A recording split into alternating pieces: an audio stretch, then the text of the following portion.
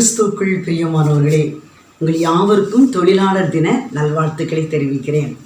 நீங்கள் நல்லா இருக்கீங்களா? நாங்களும் நல்லா இருக்கிறோம். கர்த்தர் கடந்த 4 மாதமும் உங்களை என்னையும் கண்ணின் மணி போல காத்து வந்தார். இந்த புதிய மாதத்தை காண செய்திருக்கிறார். அவருக்கு கோடி ஸ்தோத்திரம் சொல்வோம். இந்த மாதம் எப்படி இருக்குமோன்னு சொல்லி கலங்குறீங்களா? இதோ ஆண்டவர் வசனத்தின் மூலமாக உங்களை திருப்தியாக்க போகிறார்.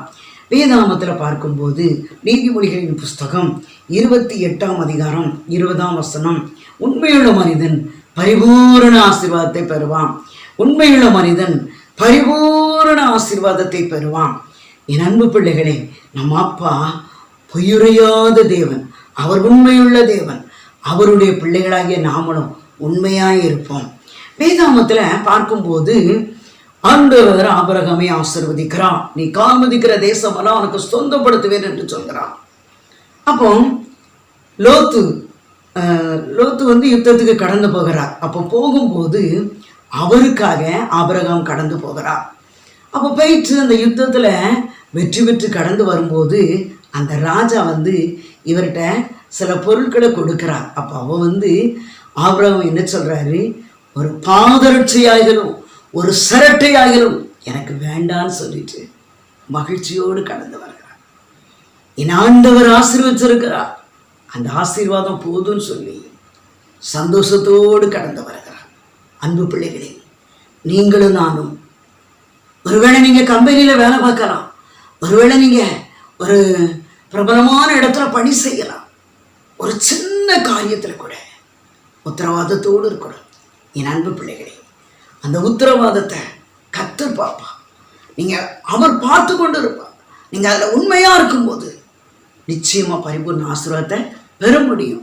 ஏன்னா ஆண்டவர் உங்களிடத்துலையும் என்னிடத்துலையும் உண்மையை தான் எதிர்பார்க்கிறார். ஏன்னா அவர் உண்மையுள்ள தேவன்.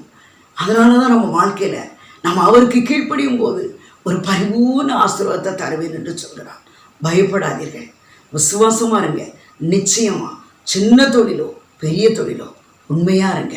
ஒருவேளை என் அன்பு பிள்ளைகளே, கடந்த சில ஆண்டுகளுக்கு முன்பதாக ஏன் பெருவெள்ளம் வந்துச்சு, 2 நாட்களுக்குள்ள பெருவெள்ளம் வந்துச்சு. யோசித்து பாருங்க என் அன்பு பிள்ளைகளே. அதை கூட மறந்து எல்லாவற்றுக்கும் அதிக விலை. என் அன்பு பிள்ளைகளே, கொஞ்சத்துலேயும் நீங்கள் உண்மையாக இருங்க. கர்த்தர் உங்களை அநேகத்தில் அதிகாரியாக மாற்றுவான். ஏன்னா நம்ம உண்மையுள்ள மனிதன் தான் பரிபூர்ண ஆசீர்வாதத்தை பெற முடியும். பயப்படாதீர்கள், நீங்கள் உண்மையாக இருங்க. கர்த்தர் உங்கள் வாழ்க்கையில் பரிபூர்ண ஆசீர்வாதத்தை தந்து உங்களை சந்தோஷப்படுத்துவார். கோடிக்கணக்கான பணங்கள் வந்தாலும் சரிதான், லட்சக்கணக்கான பணங்கள் வந்தாலும் சரிதான், 10 ரூபா வந்தாலும் சரிதான், அதுலேயும் தசமபாகம் எடுத்து நீங்கள் உண்மையாக இருங்க. நிச்சயம் கர்த்தர் உங்களை ஆசீர்வதிப்பார். ஜெபிப்போமா?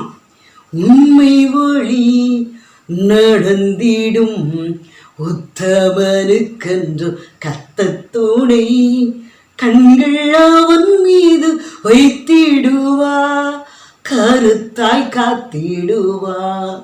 கண்கள் அவன் மீது வைத்திடுவா, கருத்தாய் காத்திடுவா. தகப்பனே, உங்களுக்கு நன்றி ராஜா. இந்த நிகழ்ச்சியை பார்த்து கொண்டு இருக்கிற மகளே, மகனே, நீ யாராக இருந்தாலும் சரிதான், வாலிப சகோதரனே, சகோதரியே, குடும்ப பெண்ணே, குடும்ப தலைவர்களே, நீங்கள் யாராக இருந்தாலும் சரிதான். ஒரு சின்ன வேலை பார்க்குறீங்களோ சரிதான், ஒருவேளை அலுவலகத்தில் பார்க்குறீங்களோ சரிதான், ஒருவேளை ஆசிரியராக இருக்கிறீங்களோ சரிதான், ஒருவேளை நீங்கள் வேறு பெரிய தொழில் பண்ணி கொண்டு இருக்கீங்களோ சரிதான், யாராக இருந்தாலும் சரிதான். என் அன்பு பிள்ளைகளே, கொஞ்சத்துலேயும் நீங்கள் உண்மையாக இருக்கணும். ஏன்னா நம்ம உண்மையாக இருக்கும்போது கர்த்தர் அந்த உண்மையை பார்த்து பரிபூரண ஆசீர்வாதத்தை தருவேன் என்று சொல்கிறார்.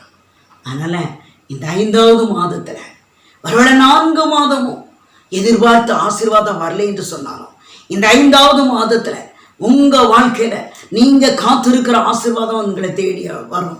உங்கள் தொழிலை ஆசீர்வதிப்பா, பிரயாசத்தை ஆசீர்வதிப்பா, திருமண காரியத்தை வாய்க்கப்படுவா, கடன் பிரச்சனையை மாற்றுவா, கற்பத்தின் கனியை தந்து சந்தோஷப்படுத்துவா.